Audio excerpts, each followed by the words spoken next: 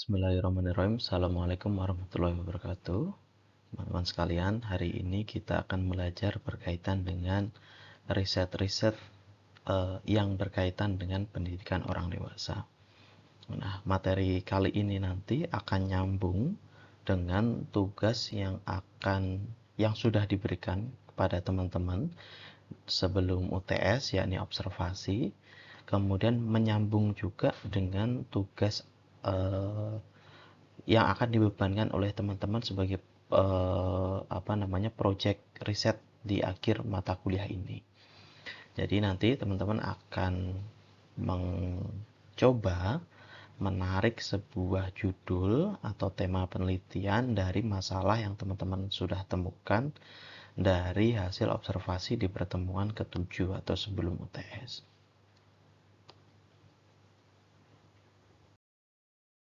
Nah, sebelum masuk pada masalah yang teman-teman temukan di hasil observasi di lembaga-lembaga yang menyelenggarakan pendidikan orang dewasa, kita perlu ingatkan untuk teman-teman mengenai prinsip-prinsip pendidikan orang dewasa yang sudah kita pelajari di materi-materi awal, yakni need to know, self-concept, learner's experience, readiness to learn, orientation to learn, and motivation to learn. Jadi 6 prinsip ini yang disampaikan oleh Knowles ini akan jadi patokan kita riset apa yang bisa dilakukan berkaitan dengan pelaksanaan pendidikan orang dewasa di institusi yang menyelenggarakan pembelajaran untuk orang dewasa. Nah, kita bedah satu persatu. Yang pertama itu kebutuhan akan pengetahuan. Jadi orang dewasa perlu mengetahui mengapa mereka perlu mempelajari sesuatu sebelum memulai proses pembelajaran. Mereka lebih termotivasi untuk belajar ketika mereka memahami manfaat dan relevansi dari apa yang mereka pelajari terhadap tujuan pribadi atau profesional mereka. Di bagian ini nanti teman-teman akan kaitkan dengan hasil observasi yang teman-teman lakukan. Yang kedua yakni pengalaman sebagai sumber belajar. Orang dewasa membawa bersama mereka akumulasi pengalaman yang menjadi sumber belajar yang kaya. Pengalaman ini harus diintegrasikan dalam proses pembelajaran yang memungkinkan pembelajar orang dewasa itu untuk menghubungkan teori baru dengan apa yang sudah mereka ketahui atau alami. Sehingga pengalaman sebagai sumber belajar ini sebenarnya bukan saja pengalaman orang dewasa sebagai pembelajar, tetapi pengalaman dari fasilitator belajar pun juga bisa dijadikan sumber belajar. Sehingga apa yang disampaikan, apa yang didiskusikan, apa yang dikerjakan itu berkaitan dengan apa yang sudah mereka alami, rasakan, dan pelajari di waktu yang lampau. Nah, yang ketiga yakni orientasi belajar yang terfokus. Orang dewasa cenderung memiliki pendekatan pembelajaran yang orientasinya itu lebih terfokus pada aplikasi daripada subjek. Aplikasi ini maksudnya pelaksanaan atas materi yang sudah dipelajari. Sehingga orientasinya bukan teori, pemahaman mengenai teori, tapi teori ini digunakan untuk apa gitu. Nah, mereka lebih tertarik pada pembelajaran yang dapat langsung diaplikasikan dalam konteks praktis kehidupan atau pekerjaan mereka, sehingga teori yang dipelajari saat ini itu bisa menunjang uh, kebutuhan apa atau kegiatan apa yang bisa dilakukan dari teori yang sudah dipelajari. Yang keempat yakni kesiapan untuk belajar. Orang dewasa paling siap untuk belajar ketika mereka mengalami kebutuhan untuk mengetahui atau melakukan sesuatu yang untuk mengatasi situasi keadaan atau kehidupan nyata. Kesiapan ini seringkali berhubungan dengan perubahan peran atau tugas dalam kehidupan pribadi atau pekerjaan. Nanti kita akan coba kaitkan dengan tema-tema penelitian berkaitan dengan andragogi di akhir. Yang kelima, orientasi untuk belajar. Pembelajaran bagi orang dewasa lebih sering berorientasi pada masalah daripada berorientasi pada konten. Mereka lebih tertarik pada pendekatan pembelajaran yang pragmatis yang membantu mereka memecahkan masalah kehidupan nyata. Sehingga pembelajaran yang dilakukan untuk subjek orang dewasa itu seharusnya lebih pada hal-hal yang sifatnya praktis dan mampu mereka laksanakan untuk mengatasi masalah mereka sehari-hari. Yang keenam, yakni motivasi untuk belajar. Orang dewasa cenderung termotivasi oleh faktor-faktor internal seperti peningkatan harga diri, keingintahuan, keinginan untuk mencapai tujuan, serta memperbaiki kehidupan atau pekerjaan. Motivasi eksternal seperti promosi kerja, peningkatan gaji juga penting, tapi faktor internal umumnya lebih kuat.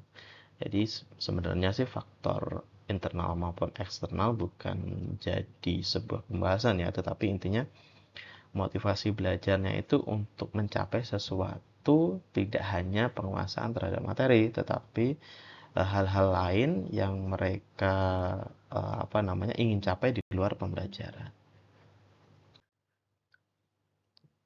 Nah, di sini teman-teman bisa lihat kaitan antara di bagian sini kan, di bagian kiri teman-teman kan memahami 6 prinsip andragogi ini ya, disampaikan oleh Knowles. Yang di bagian kanan ini berkaitan dengan tema-tema riset apa yang bisa teman-teman lakukan berdasarkan prinsip-prinsip andragogi. Misalkan di prinsip yang pertama, kebutuhan akan pengetahuan, ini tema-temanya berkaitan dengan kurikulum, media pembelajaran, model pembelajaran, strategi, dan lain-lain. Intinya hal-hal yang berkaitan dengan pengetahuan. Nanti kita akan bahas satu persatu. Kemudian pengalaman sebagai sumber, ini berkaitan dengan tema-tema riset seperti sumber belajar, pengalaman pendidik maupun peserta didik, atau hal-hal lain yang berkaitan dengan pengalaman sebagai sumber belajar.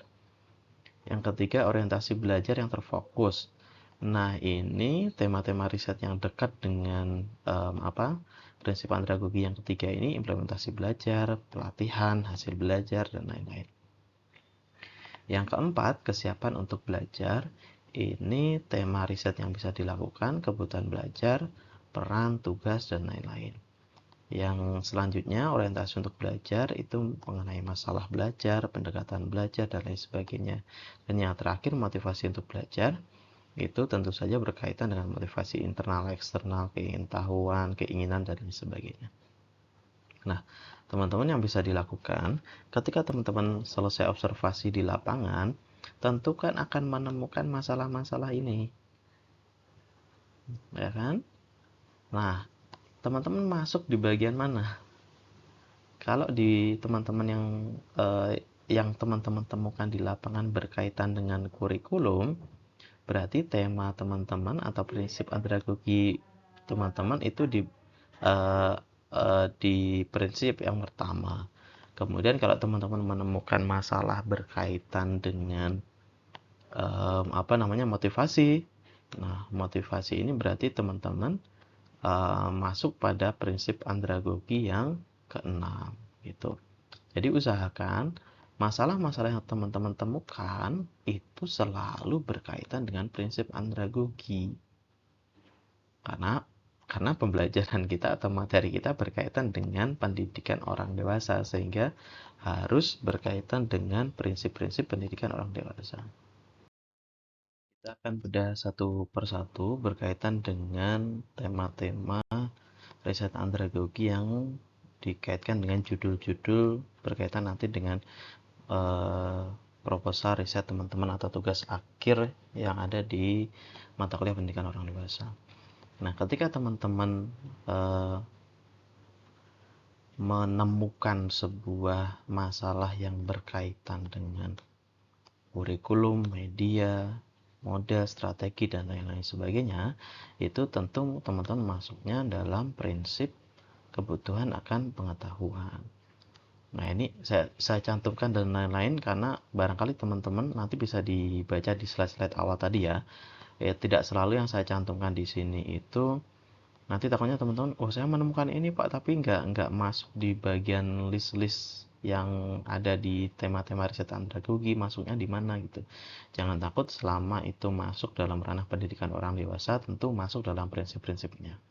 Tapi nanti supaya lebih gampang saja teman-teman menemukan masalah kemudian ditarik dalam sebuah judulnya. Jadi misalkan ini saya misalkan sebagai contoh ya. Temanya berkaitan dengan media. media pembelajaran.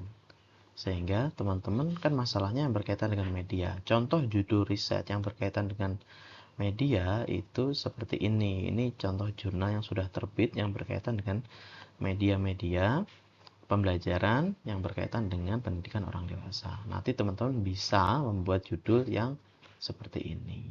Ini contoh saja ya, tapi bisa hal-hal yang lain. Yang selanjutnya, ketika teman-teman menemukan masalah berkaitan dengan sumber belajar, pengalaman, baik itu pengalaman pendidik atau peserta didik, itu bisa itu masuk dalam prinsip andragogi yang kedua, yakni pengalaman sebagai sumber.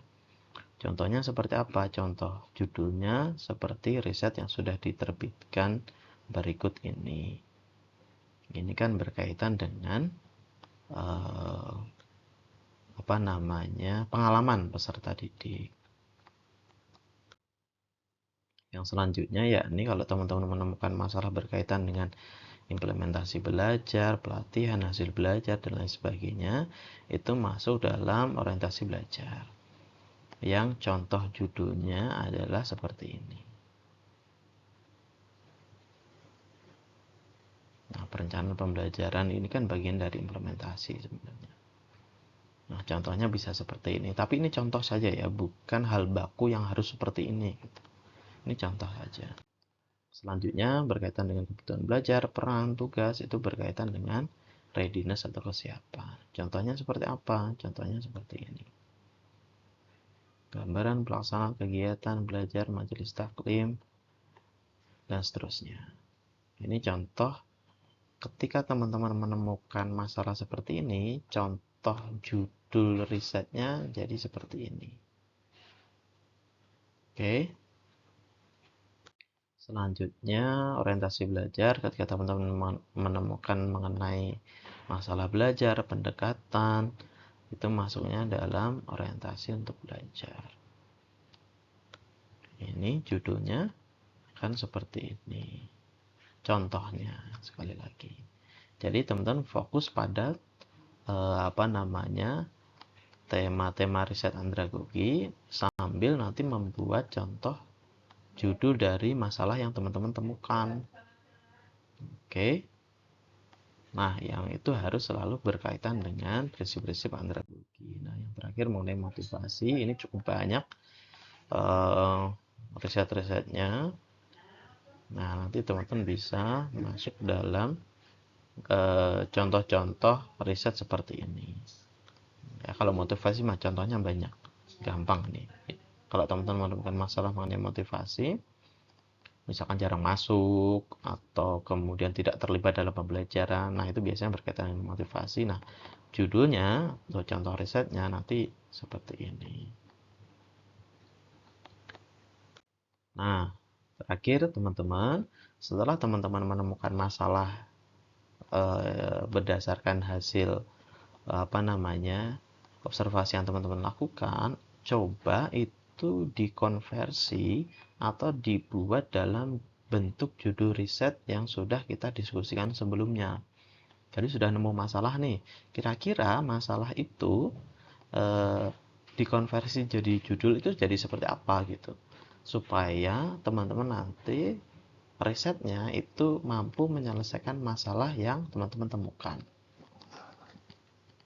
Oke. Jadi gitu teman-teman. Jadi masalah-masalah yang teman-teman temukan tadi coba dibuat sebuah judul yang kira-kira nanti berkaitan dengan masalah yang teman-teman temukan tadi. Yang risetnya itu nanti bisa berpotensi untuk menyelesaikan masalah yang teman-teman temukan. Oke, terima kasih. Assalamualaikum warahmatullahi wabarakatuh.